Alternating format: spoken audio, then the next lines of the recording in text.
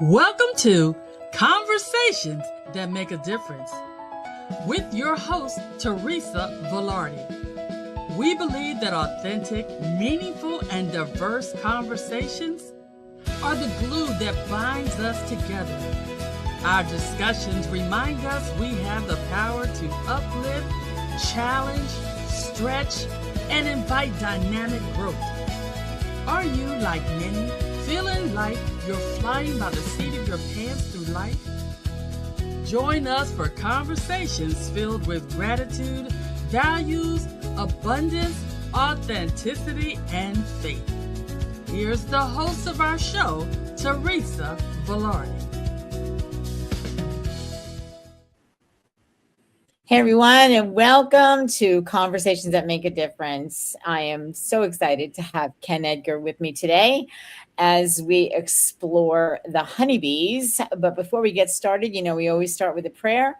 We are going to say the Serenity Prayer and get this show on the road, as they say. So let's begin. God, grant me the serenity to accept the things I cannot change, the courage to change the things I can, and the wisdom to know the difference. And it is by God's grace that we are fabulous, blessed, and highly favored, living in our greatness, using our gifts and talents to make a difference in the lives of others with passion and purpose. And all of God's great universe is conspiring in our favor. Together we gratefully say, Amen. Amen. And I am excited to have Ken Edgar with me. Ken is a master beekeeper. And he's going to be talking to us about the beauty and the power and the purpose of the bees. Lots of good stuff going to come out of this conversation. And let me just tell you a little bit about Ken. After retiring from the Army, he was an instructor at the community college and established his own tree company. Beekeeping was an escape from the busyness of the world. And in retirement, it's his full-time passion and an integral part of our nature retreat. Our nature retreat means Ken and Amy's nature retreat, called the Honeybee Farm and White Heron Retreat. And in order to keep the drastically declining bee population, he makes a concerted effort to help new beekeepers to be successful as possible, as well as maintaining his own bees. So it is with great pleasure that I bring you my friend, Ken Edgar. How are you, Ken? I'm doing well, thank you. How are you? I'm good. So let me ask you a question. Why bees? How did you ever get involved with the bees, and what draws you to them? Tell me a little bit about how this got started. Well, a conversation I had a couple days ago with Amy was I was possibly predestined for this, as I had 2 swarms land on my truck before I ever even thought about keeping bees. And it was kind of like, wow, this is kind of strange. What is going on here? But anywho, a couple years after that, I was tricked into beekeeping. My wife came home and she said, I want you to say yes before I ask you this question. And I'm like, oh boy, here we go. So I said yes, and she said, I want us to be beekeepers. My grandmother was a beekeeper, and I've always wanted to do it. And I already signed us up for classes and paid for them. We start Wednesday. So I'm glad you said yes. I'm like, great, we're going to get stung to death. And so it began. We got into the beekeeping, and it kind of became an addiction. They're very interesting creatures, and it all went from there. And it's grown into from a hobby into a business. So I'm enjoying it. That's awesome. I heard you say we were at an event together with Amy and a bunch of other people that you were talking about the bees, and you made a statement that I'll never forget. And you said, for those of you who don't believe in God, go watch a bee colony. Tell me how that statement came about, and what is it about the bee? I'm sorry, I'm plugging my computer in. And what is it about the bee colony that is so connected, or would make me believe, if I was not a believer, in God? Well, kind of sort of along the lines of believing in God. One of the things is help others, love others, sacrifice for others. And bees do exactly that. They help each other. They're all about living for the colony and dying for the colony if necessary. They want everyone in the colony to survive. And they only live 4 to 8 weeks during the nectar flow because they wear themselves out trying to make sure there's enough food for the rest of the colony to survive. And if you only live 4 to 8 weeks, how do you learn everything that they learn without language and going by pheromones or smell? Bees are very smart. They can observe and learn things rather quickly. But how do you learn those things without that coming from a higher power? Really? In my opinion, you can't. They all have specific job, have specific age time frame in their lives, and nobody's telling them what to do. They just do it. You know, I often talk on the show about the fact that we all have gifts and talents, and that when we come to this planet, we get the opportunity to use them to the best of our abilities because they are innately ours. And what you just said reminds me of that statement. So with that being the case for the bees, do you feel like you were born to be a beekeeper and that you know how to handle them? I don't really feel like I was born to be a beekeeper. Amy keeps telling me that I am because they seem to flock to me for some reason. I walk around in places that are nowhere near a beehive and bees land on me. It's like, really? Are you kidding me? So maybe you smell like the queen bee or something. Could be. It's been, I guess you could say, one of the easiest things for me to learn. It seems like it's second nature for me to go out and hang out with the bees and take care of them. Yeah. So tell me about how is the queen different from the other bees? She has a different body structure than the other bees. The bees fascinate me. I don't know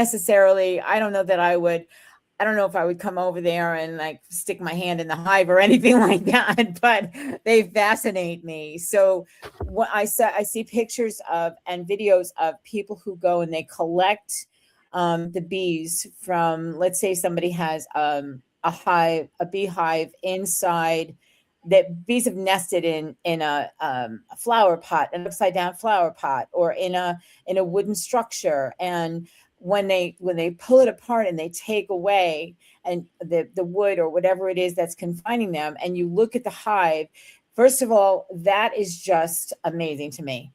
But the queen is much different. What is her role? And do all the bees in the hive do everything they can to protect the queen, and why? Well, without the queen, there's no colony.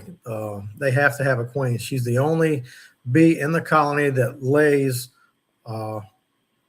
eggs that are male and female. The worker bees, if the queen bee is not in there and her pheromones aren't suppressing the ovaries of the worker bees, they can become a laying worker, but they will only be able to lay drone eggs or unfertilized eggs. So the colony is going to be hopelessly queenless and they're going to die off. So the queen's job is to lay a couple thousand eggs a day every day, and to walk around and spread her pheromone around in the hive to keep the ovary suppressed in the worker bees. And that's pretty much her role. Once she goes out and gets mated and comes back, she doesn't leave the hive unless they swarm. And they take care of her all day. They feed her, they clean her up, they do everything for her to keep her going. And if she has an issue that they can not fix or help her with, they will start preparations to make a new queen, and they will supersede her. Wow. Explain to the listeners what pheromones are. Pheromones are like smells as far as humans go. And each thing, like, you smell oranges, you smell apples, you can smell peaches, they all smell differently. Well, those smells that are different to the bees mean something, and I guess you would say a language. That's their form of communication. So there's certain smells that are alarm pheromone that lets them know that, hey, we have an issue. We need to defend our hive. There's a lemongrass smelling pheromone, which the bees will fan and let everybody know this is where we want you to go. This is where the queen is, or this is where our house is. Whenever you have a swarm, they'll you can smell that lemongrass pheromone a lot. And that attracts the other bees to where they come to where that swarm is located at, or wherever that colony is located at. It helps them get home. So a swarm is a colony of bees. It's half of a colony of bees. In the springtime, when the nectar flow is going, the bees know it, and the weather is right, and the sun's in the right place in the sky. It's time to swarm. We need to go ahead and separate, and they'll fly out. They'll take honey with them, and they'll land someplace, whether it be in a tree, on a vehicle, on a building, and they'll wait for their scouts to go out and find a new home.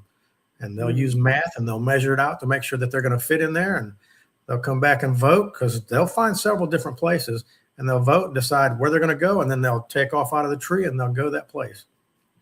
Unless That's I show up first. Unless I show up first. Unless you show up first. I show up first. I got 6 swarms yesterday. You did. Explain to me how that happens. Did you find them? Did somebody call you? Talk about how you get a swarm. Well, I'm on the call list for the Columbus County Bee Club, and I'm also on the call list for the Brunswick County Bee Club. And whenever they get a swarm call, whoever's closest or available will generally get the call to go capture that swarm. And I used to be the president of the club, so my number's out there on Google quite a bit, and people call me that I don't know, and hey, I've got a swarm, can you help me out? So that's what I did. They were hanging in a tree at one place, and I walked up there, put my box underneath it with my frames and everything lined up, bent the branch down and gave it a little shake, and they fell in there. Lucky for me, I saw the queen walking on top of the box. I grabbed her and stuck her in a queen cage, put her in the box so she couldn't get out, and the bees are going to go where mama's at. So they all, I put the cover on and told the homeowner I would be there this morning. Yeah, that was this morning. And I would pick them up about daylight, and I picked them up and left. So that was one. Okay, so let me see if I followed this correctly. So you found the queen when you put the box there, and the bees went on top of the box. You captured the queen, and you put her in the box so that the rest of the bees would come. Now, did you leave that there overnight so that the bees would all get in there, or is that how it works? Right. You have to wait till all of the scouts come back that are looking for a new home for the bee colony, because you don't want them to come back and everybody's gone. That's kind of cruel. So you want to make sure you capture as many of the bees as possible. Yeah. No Home Alone situations in your colonies. Try not to. That's good. That's good. So that was what I saw something on television, and not on television, on YouTube the other day. I follow some of these people that are actually going out and getting bees from one woman had gone to a house that they got a call, just like you got a call about the swarm. And they said that they believe that the interior wall of a shed was infested with bees. And when they pulled that thing apart, the entire wall of the shed was filled with honeycomb. Oh yeah. Did you ever experience something like that? And how do you get that all out of there and someplace where the honey can be extracted and the bees can be kept safe? I've done that a few times. I tend to steer clear of those because those are a carpenter's dream, not my dream. I'm not a builder, so I can go in and do it.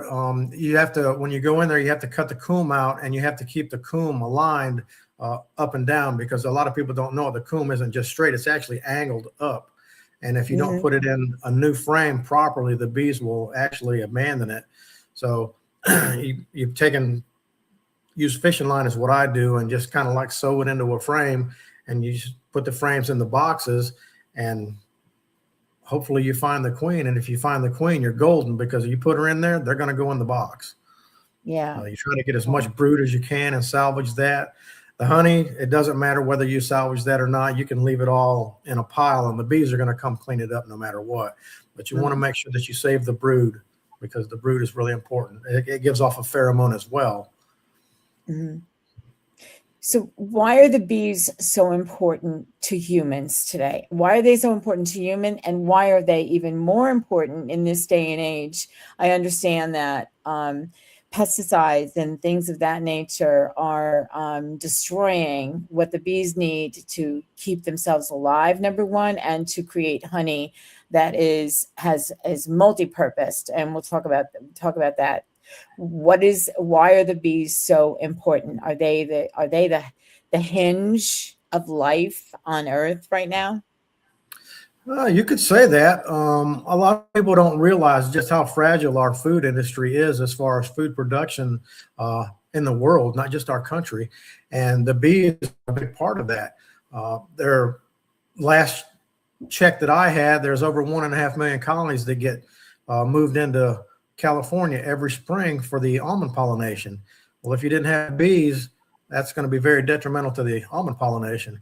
But what a lot of people don't realize is that, in my opinion, somewhere around 2/3 of our food, whether it's the plants that we eat or the animals that we eat that eat the plants, they're pollinated by honeybees. And if you lose the honeybees, there's going to be a lot of anorexic people in this world if they're still alive. That's a lot of food to make up. And we're just not geared to make a recovery that fast on such a large scale. Wow. People, I know someone who, probably a couple of years ago, found bees that were inside the house. They were in between the walls, like we just described with that shed. And instead of calling somebody, first of all, there is a difference between the types of bees. We're talking about the honeybees more than anything else. There are these yellow jackets and there's wasps. And I don't know what kind of bees these were. But instead of calling somebody in, the person just took bug spray, wasp spray, whatever, and sprayed it into whatever holes they could find and killed all the bees. First of all, how do you tell the difference between a honeybee and a bee that is not what we're talking about here, a wasp or a yellow jacket, or what other kind of bees are there? Well, there's several different kind of bees. There's in North America, there's over 4,200 different pollinators, not just honeybees, but they just can't pollinate on the scale that honeybees can, and they can't be moved about as readily as honeybees can, because the honeybees get moved all over the country for pollination. They do the oranges and stuff in the spring. They move up and do the blueberries in North Carolina. They move them out to California for the almonds. They move them up in the Midwest for the alfalfa. They do them out Washington State for the apples and all the berries out there, and then bring back to North Carolina for the, it might be up north for another blueberry, and then they would come back to North Carolina for the squash and stuff like that. So it's a big industry, and it's not just the honeybees. But as far as telling them apart, the yellow jackets are the spawn from hell. They just mean. So they are mean. You'll immediately know that those are not honeybees, because they will sting you multiple times, and they're very defensive of their hive or their nest. Whereas honeybees, it depends. There are some aggressive species, and there's less aggressive ones. I like the less aggressive ones because I don't really care for wearing all the gear, so I try to have calm bees. But the Western honeybee is pretty much what we have in North America. I think it's Mellifera. I'm not sure. I'd have to look that back up. I haven't read books about it in quite some time. But those are the ones that are primarily used for pollination in North America and around the world. You also have orchard bees and mason bees, which are actually better pollinators, but it's hard to do that on a large scale with that type of bee. So the pollination, describe for people so that they can make the connection, because a lot of people just don't recognize and don't realize just how important they are. So describe what pollination is and what the purpose of it is, so that we can get the fruits and vegetables that we need and that the animals need in order to be able to keep keep life on the planet. So if you can describe what the bees do, that would be helpful to those that are listening. I know a couple of kids that are listening to this right now to learn about it. So if you could tell it in layman's terms, that would be awesome. Okay, well, let's talk about the birds and the bees then. Well, let's just talk about the bees. Well, and the flowers and the trees. There you go. Well, the flowers, they have pollen, and the pollen has to be transferred from one part of the flower to another part of the flower in order to make the fruit or the nut or whatever it is that flower is producing, whether it be a tree, a plant, a flower, or whatever on the ground. And without the bees, that's kind of hit or miss, but the bees, when they go in there, they're lured in by the nectar from the flower, and they see an ultraviolet. So they also, everything is positive or negatively charged. They'll see a positively charged flower that says, hey, there's nectar here, come visit me.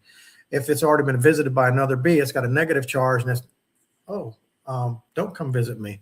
So the bee will come in to get the nectar, which is its enticement and its payoff. And when it walks around, it spreads the pollen around inside of the flower, pollinating the flower so it can produce a crop. And the bees also take some of that pollen back with them to make bee bread so they can feed their colony. That would be, the nectar would be your carbohydrate, and the pollen would be their protein. Wow. Okay. So they go and they pollinate the flower, and then the fruit grows because the bee has been there. Yep. There you go. Okay. Yeah. So kind of like they're getting mud on their feet and they're walking around getting it all over the carpet. Yeah, there you go. And it's doing good in this sense of the word. You don't have your mom coming after you, chasing after you with a broom to clean up your mess, which there you go. Yeah, there you go. They want the mess. They want the mess, exactly. So the fruits and vegetables grow, and then of course we eat the fruits and vegetables, and then of course we have the animal population that eats fruits and vegetables as well. So they are essential. They are essential to the food chain on the planet. So that's where that's why the bees are so important. Now, you said something a few minutes ago about you don't have aggressive bees. The bees are calm. Do you have anything to do with the fact that your bees are calm as opposed to your bees being aggressive? Is it the way you handle them, or tell me the difference and how you can be either a positive or negative influence on on the hives? Well, I sell nucleus colonies of bees. I sell whole colonies, and I sell queens, and I sell honey. I have a lot of people that call me and they say, I need a new queen. My hive is so mean, I can't walk out the back door without getting stung. My wife and my kids were all getting stung. So I started asking questions, and they're like, I just want to buy a queen. I'm like, you might not need a queen. I said, there may be an outlying issue that's causing the problem. I've been cutting the grass around there and just camping out with the lawnmower by the beehive. Do you have raccoons or skunks in the area that are going up to the hives at night and aggravating them? Do you have dogs that are going out there and bothering the hives? Do you have mice that are getting in the hives? There's a lot of different things that will affect the disposition of the bees. Is it getting ready to rain? Those things are out of your control, but those are things that will cause the hive to be in a heightened sense of defensive mode, I guess you would put it, is a good way to put it. But the other thing is the way you handle your bees. Bees can sense fear. So if you're afraid of bees, they can tell, and that puts them on the defensive. They're all, puts them on the edge. When you're handling your bees, if anybody comes to my bee yard, you'll see me, I'm wearing my straw hat and stuff. I try to dress the same every time because bees have facial recognition and they remember who you are. So I go to some people's places and they come to my places and they observe me and I talk to them. I try to teach every time I have somebody in my bee yard. I'm like, do you see how slow I'm moving? Do you see how deliberate my movements are? Do you see how calm I am? Do you see that I'm not killing bees? I've gone to people's places and they're like, I'm going to put my suit on and everything. I'm scared. And I walk up to it and check it out cautiously to kind of observe things. I look around and cover off, use a little bit of smoke, not a lot. People sometimes they want to suffocate their bees, I guess. I don't know. But I use a little bit of smoke and I'll look. And if I see dead bees smashed on top where they put the top cover on, just putting it on there instead of sliding on and moving the bees out of the way. Because if you give them a chance, they'll move out of the way. And I see dead bees all over. I'm like, they remember who kills their friends. So that's one reason why they don't like you. Yeah. You know, step back, calm down, and take care of the bees. Don't just do the bee work. Take care of the bees and be careful about the care you're giving them. Yeah. So I have a question for you about the smoke. What does the smoke do? Does it, just tell me what the smoke does and how you use it. Well, there's a lot of different schools of thought on the smoke. In my opinion, it just gives them something else to think about besides you, because that smoke obviously is going to associate with forest fires as far as they're concerned. And they'll start fanning that to get it out of the hive instead of paying attention to you. In my opinion, it just kind of distracts them, in my opinion. Yeah. So you can distract them a little bit, or you can put them in panic mode. And once you get them hyped up, they don't hike back down. Yeah. You get to a point, smoke's useless. You just go ahead and close the hive up and move on to another box, because that colony doesn't want you messing with it anymore, and they'll let you know. Right. Well, that's obvious. Do any of the states, and there's a question from one of the audience members, do any of the states have laws protecting bees, or is there any kind of federal regulation that protects bees in order to be able to make, I guess, in order to be able to keep the chain going? Because for me, I mean, I recognize the importance of this. And if we destroy the bee population, we destroy ourselves, right? So has the government, either state or federal, put any regulations in place in order to be able to protect those bees? There are some regulations, but off the top of my head, I couldn't quote one to you right now to save my life. And I apologize. But if somebody was wanting to become a beekeeper in their state, I would imagine it would be prudent of them to check the state and local regulations as far as bees were concerned, correct? Correct. There's every state has some type of organization.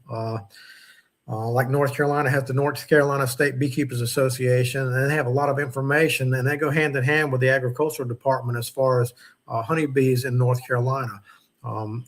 They have a certified honey beekeeper program, honey program for people that are selling honey that you can get involved in, that lets everybody know that you're a certified producer in North Carolina of real honey, not some fake imported stuff from some other country, but real honey from the real beekeeper.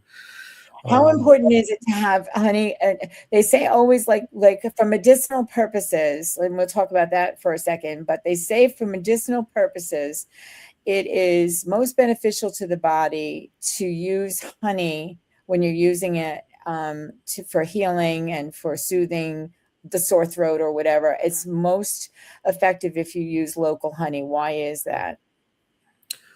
Well, in my opinion, and I say that in my opinion because you've got 50% of the people saying honey doesn't have any health benefits, and you've got 50% of the people saying that it does have health benefits. Mm-hmm.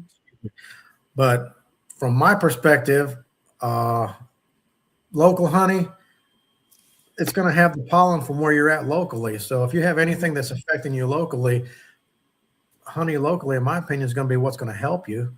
I don't see how any honey from, well, just off the top of my head, we'll say from South America or from Japan is going to help you with your allergies or whatnot in North Carolina, because there's so far away, different plant life. I mean, there's a whole different scheme of things that goes into that.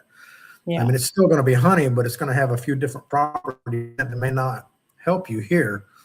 Mm-hmm. And it's also different within your region. We have a coastal plain here, we have a Piedmont region, and we have a mountain region. There's a different floral combination in every one of those regions. So you'll get different types of honey, different flavors, and they'll also have different medicinal values, in my opinion. From my understanding, they're using honey for burn victims to treat burn wounds. Mm-hmm. And I wish I could remember where I read that. I read a lot. So It becomes a puddle after a while. You read this, but you got to figure out what rock the water has gone under that has the information you're looking for, right?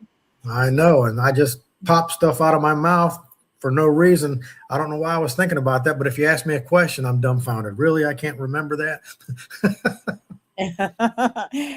So what are some of the things that you have had people come to you for honey, to use honey for? Like, what is the most, besides the fact that I mean, I've had some honey from the honeybee farm, and it is delicious honey. It's just I can't even describe it. It's just got a wonderful flavor to it, and it's got a great texture. It doesn't crystallize quickly, and we'll talk about that. Why does honey crystallize, and what is it that causes it to do that? And how, if someone has honey that has crystallized, how do you bring it to its liquid state again? So maybe that will help people who are like, oh, I got to throw this out. It's no good. Well, first of all, it's very good. It's a little thicker than usual. Got a few crystals in it, maybe a little bit sweeter than it was, but because you get to have more of the honey actually as it's crystallized on the spoon. But why does it crystallize, and how do you handle it when it does? Well, this, of course, is in my opinion. All real honey will crystallize. All real honey will crystallize. Some of the stuff that you buy in the store that's adulterated, we'll just go to the jugular here and say, we'll just say some of it's high fructose corn syrup with some honey in it and some food coloring. Yeah. I'll go out on a limb and say that it never crystallizes, ever. I wonder why. Because it's not real honey. The best thing you can do is get real honey from your local honey producer. And if your honey crystallizes, it's not bad. Honey will not spoil if it's kept properly. They've pulled honey out of the pyramids that's still good. So if your honey has crystallized, you can put it in a warm water bath on the stove, 115 degrees or less, and it will reliquefy back to its original state within probably 8 to 10 minutes tops. And it'll take just as long for it to crystallize again to the same point because of the floral component in it. Some honey takes a long time to crystallize, depending upon what it is, and some of it goes real quick, like we'll say goldenrod honey and aster honey in the fall. That'll crystallize real quick. Or privet in the springtime. That will crystallize 2 days after you put it in the jar. But those are the type of honey that I would recommend people make creamed honey with, because it's going to crystallize anyway. Might as well make it creamed honey. Yeah. And how does one make creamed honey? That's probably a longer process than we could discuss on here. It takes a while. Okay. Is there some information about it on your website? I will eventually. I plan on having some classes and stuff and showing people how to do things like that. But right now we're kind of in the beginning stages and building our bee apiary up. We've done pretty good this year. We're recovering from the major losses that the industry had as a whole last year. I think the commercial industry lost 50 to 80% of their colonies. Wow. And they haven't really pinned down what caused that yet. There's a lot of different things, in my opinion, that are contributing to that, but I'm not the guru or the scientist behind it, but I have an opinion. Okay. And anytime you want to input your opinion here, that's fine. Well, I think, in my opinion, if we could figure out the pesticide and herbicide management situation to where we could work it around the bees, that would be great, because one of the big ones, the neonicotinoids, are one of the problems. They confuse the bees as far as being able to find their way back home. So, yeah, it's great they go out and forage, but when you don't bring the groceries home, the rest of the colony suffers. Yeah. And eventually more bees go out, the colony is going to collapse because there aren't any bees left. Yeah. So the the pesticides, herbicides, and things that are being sprayed and other conditions that are happening can actually cause bees to lose their way home. They can't find their way home. Right. The Germans were really up to speed on this. They put microprocessors on the thorax of bees and did some tests with sugar syrup and some sugar syrup with the allowable parts per million of the neonicotinoids in there. And they had it all on the computer program, which we had at one of our bee club meetings one night. And it showed the bees that had sugar syrup flew out, went back home. The bees that had the sugar syrup that was adulterated flew out, and they were flying all over the place. They couldn't figure out which way was home, but they never made it back home. Wow. Yeah. So if you're losing your forage population every day, you can't make it. You can't recover from that. So in a way, the industry that produces these pesticides and whatnot are trafficking bees. I'm sorry, I didn't understand the question. They're trafficking bees. They're driving them away from home so they never get there. Sorry. Yep. I'm thinking about some other things in relationship to it. But they're forced not to go home. Oh, there we go. Yeah, there's that's what I'm talking about. My dear friend Andy Berger is the founder of Voices Against Trafficking, and we do an event. We did an event last year, a marathon, and we're going to do another event this year. It's going to be another marathon, and we do it with Jizzy D, our producer for Conversations That Make a Difference on the Soul 105. And oh, look at this. He's on top of the game here. On September 26th, Voices Against Trafficking is collaborating with a hunger organization, and Dizzy D has found DJs around the world who are supporting this. We're going to have information and authorities who can give you an update on what's happening, in certain organizations to rescue victims of trafficking and to also provide care for those who have been rescued and give information on how you can keep your children safe from trafficking. So it's going to be a really good event, and it's on September 26th. And we hope no bees get into this trafficking situation, that they find their way home safely, Definitely. so that they can keep making this delicious honey that they make. So joy in a jar. How often do they produce honey? How often can you actually safely take honey from the hive? And is honey actually food for the bees? How does that all work?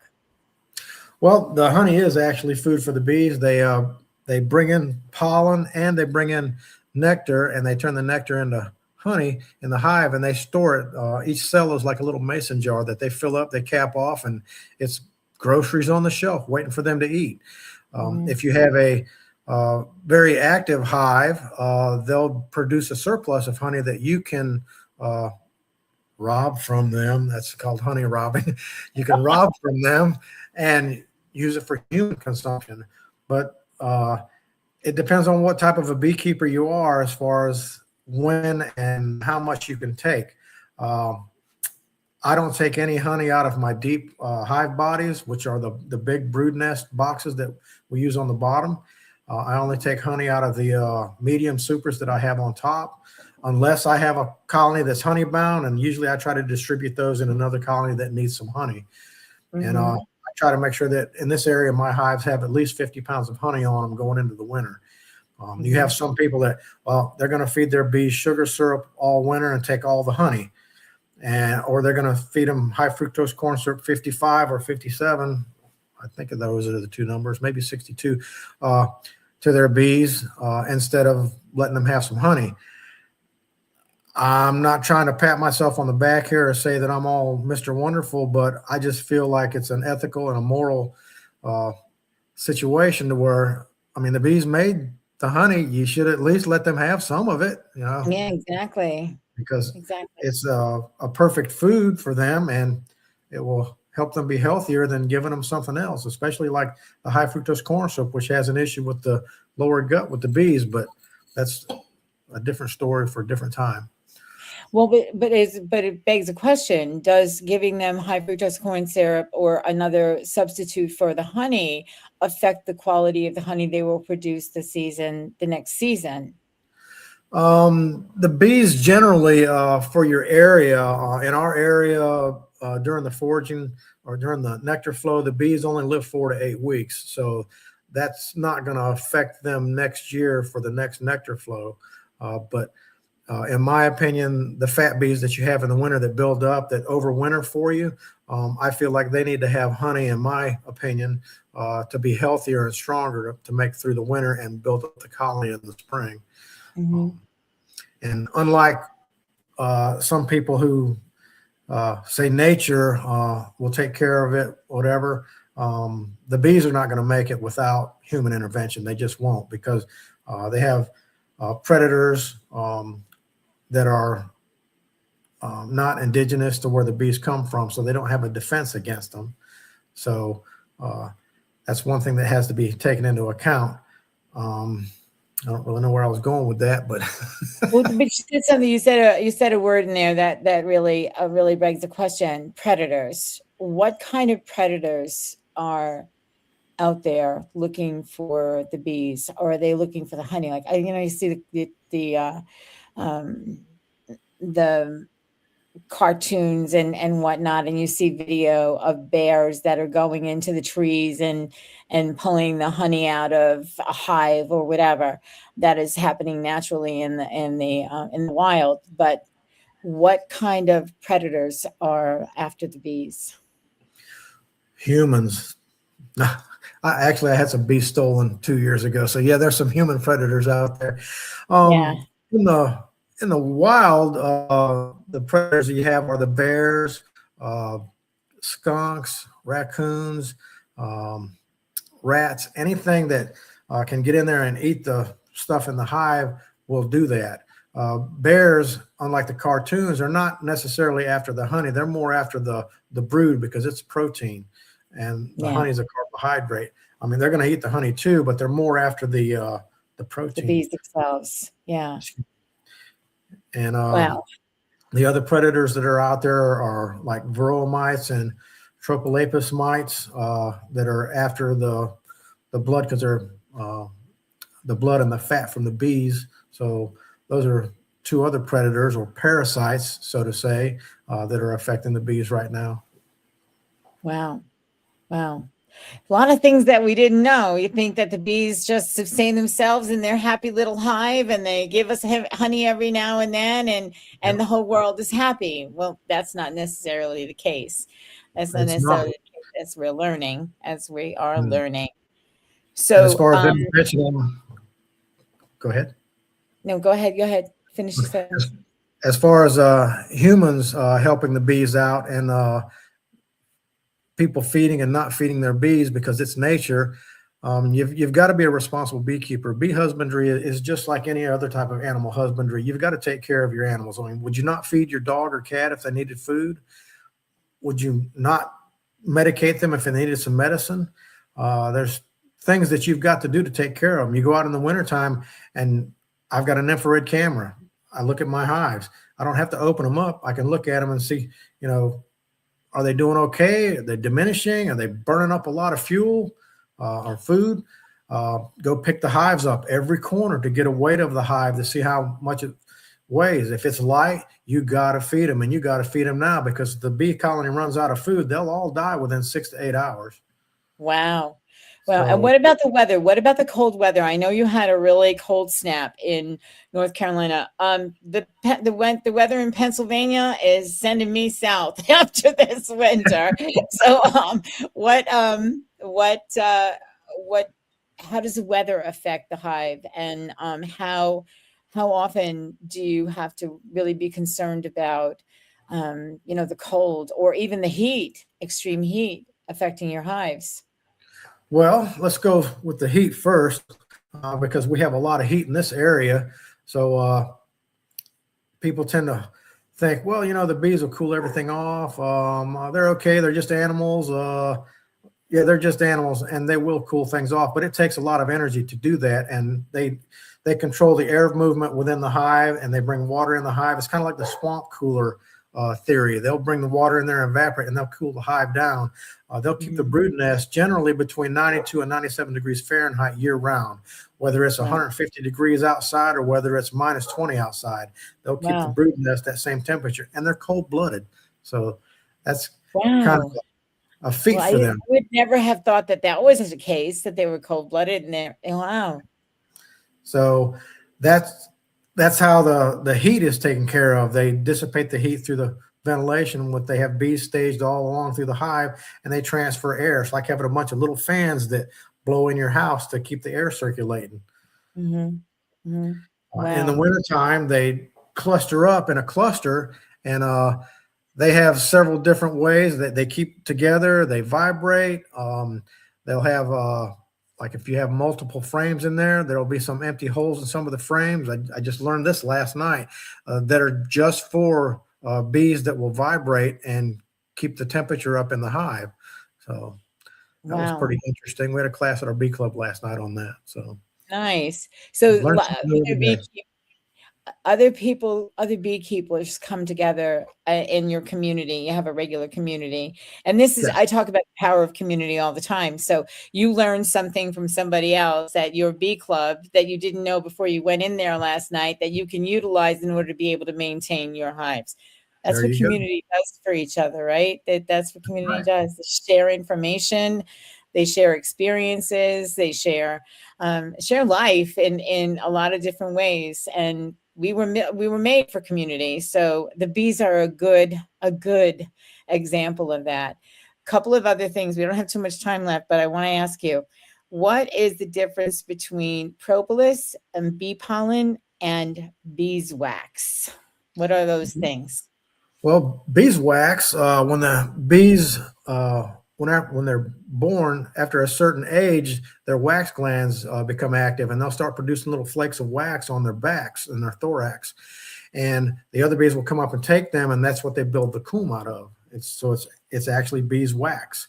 And propolis is a compound that they get primarily from the conifer trees, but they get stuff from other trees as well. It's basically the sap, and they bring it back and they make a sealant out of it, and they seal up the cracks in the hive so they can control the ventilation and control pests getting in and out. It's also used to keep the hive not sterile, but clean. Say, for example, if a mouse got in a hive and they killed it, well, they obviously can't drag a mouse out. They'll cover that mouse with propolis to keep the hive from being contaminated from that dead mouse. Interesting. And if they get too cold, it's like I had one of my hive entrances. I looked at it, there's something wrong with the wood. It's rotting. It's got a fungus growing on the front of it. And I looked down, they had propolis, the entire front entrance closed except for about an inch.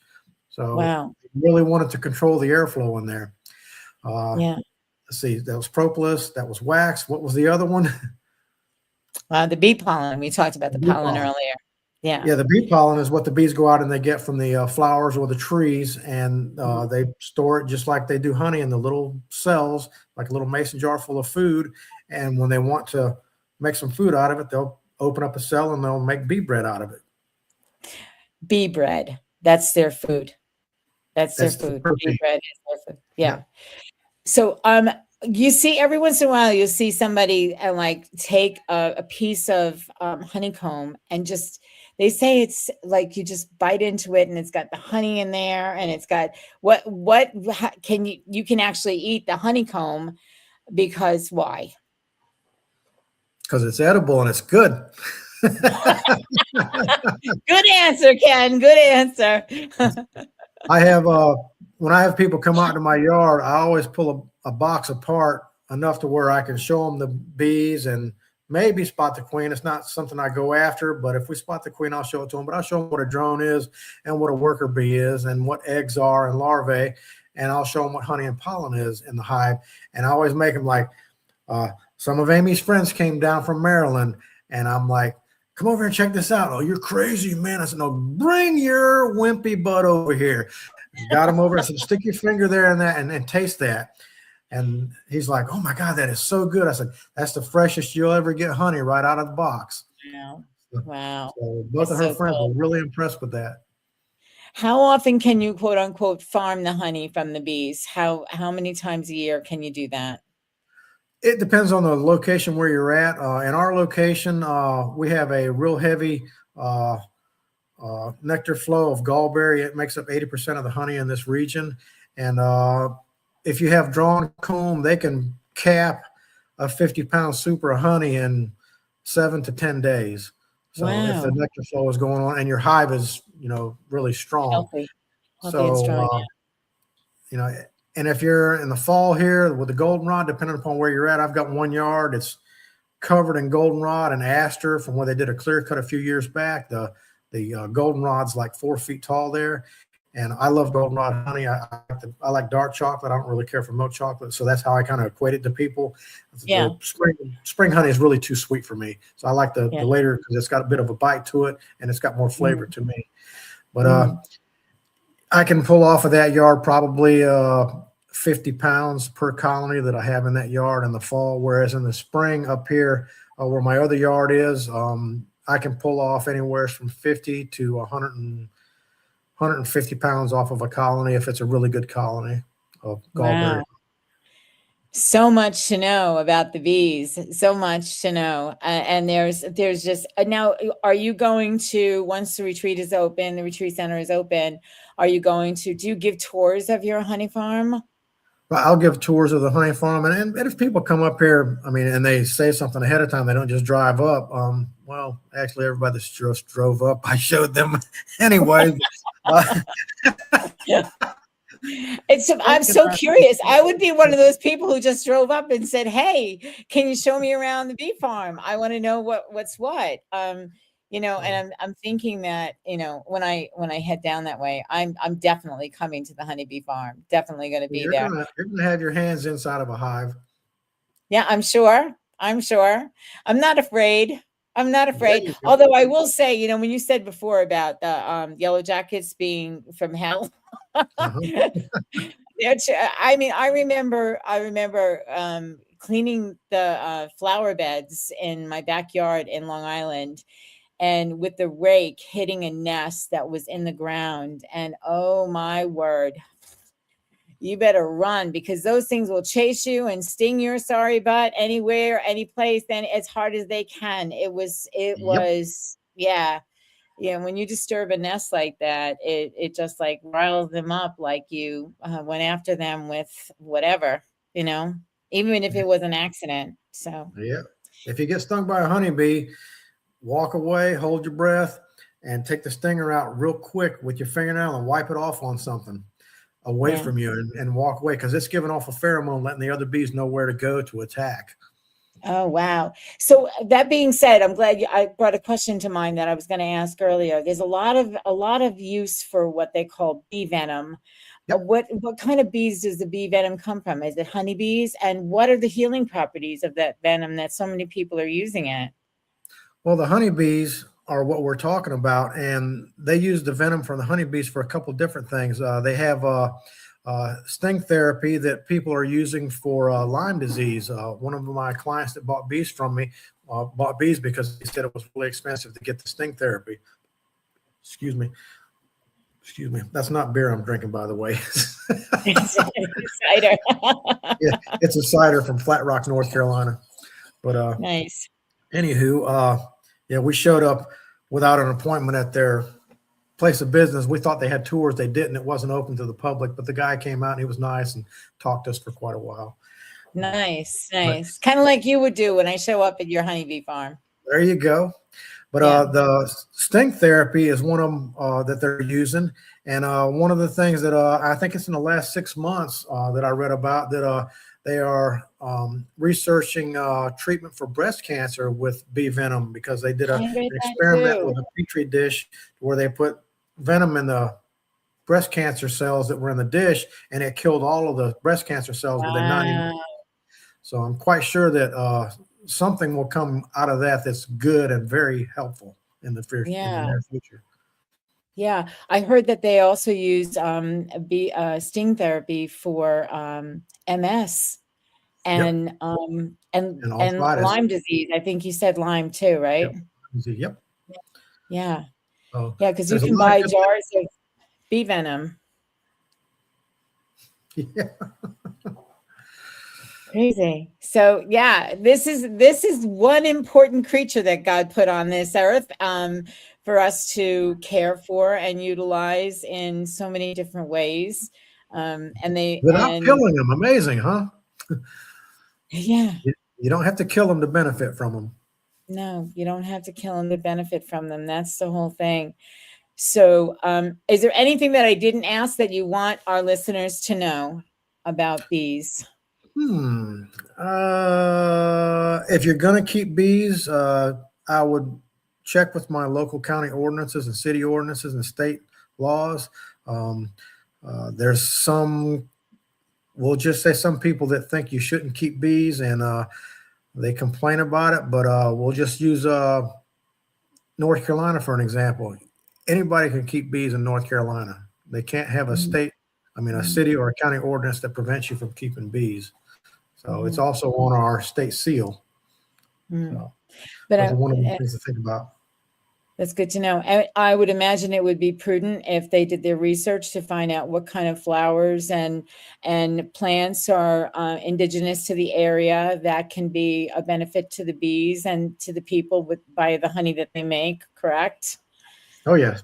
Yeah. The North Carolina State Beekeepers Association actually has a list of the flowers in the state and the time of the year that they bloom, so that you can kind of sort of time your beekeeping techniques to that.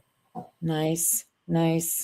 Awesome. So much to learn. And you are a wealth of information, Ken Edgar, from the honeybee farm. Scratch.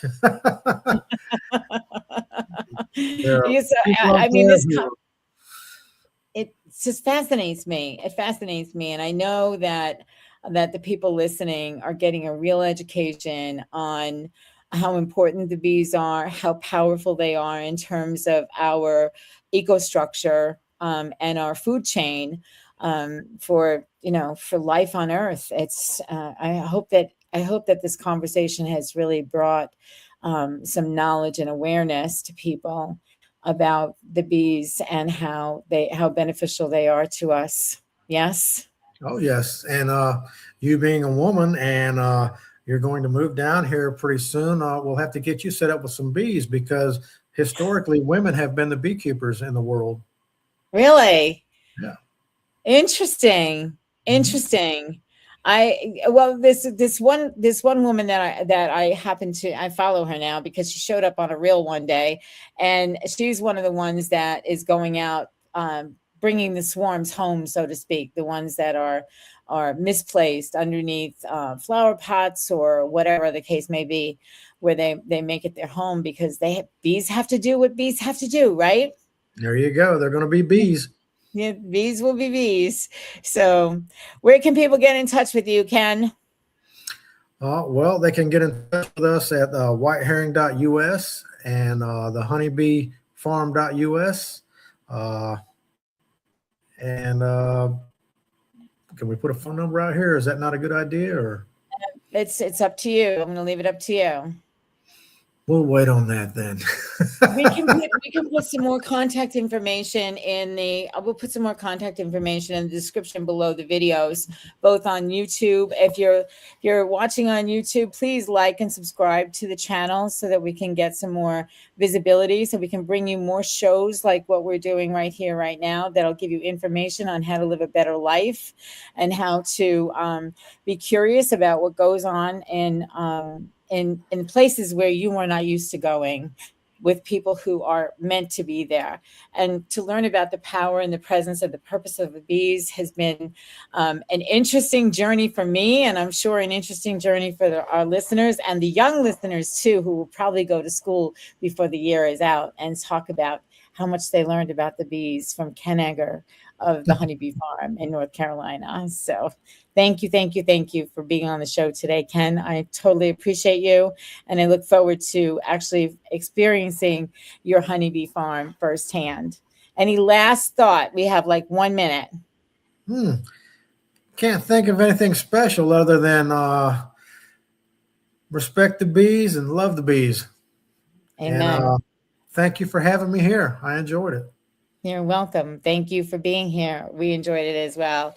I speak for the listeners and myself, and for our producer, Dizzy D, working behind the scenes. We thank you. We thank you. We thank you. And with that, we have come to the end of another edition of Conversations That Make a Difference. Make sure that all the conversations that you are having with those you love, people around you, and people who just want to know more about what's going on in the world, make sure that you're making a difference in their lives. And make sure when you look in your mirror and you see yourself, you've done something good for you today and made a difference in your life. Until next time, we'll see you. Have a great day, everyone.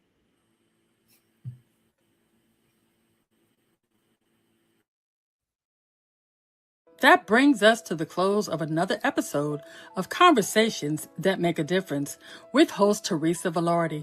We want to sincerely thank you for tuning in and sharing your time with us today.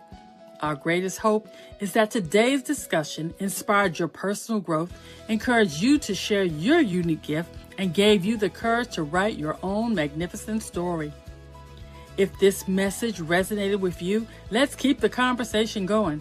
Take a moment to like, comment, and subscribe on YouTube, and follow us on our Conversations That Make a Difference Facebook page. This will ensure you never miss a moment of inspiration. We air new episodes every Tuesday at 5 p.m. Eastern Time. Don't forget to like, comment, and subscribe. It truly helps us reach and empower more people. Until next time, keep making a difference. We look forward to welcoming you back next Tuesday to our next conversation.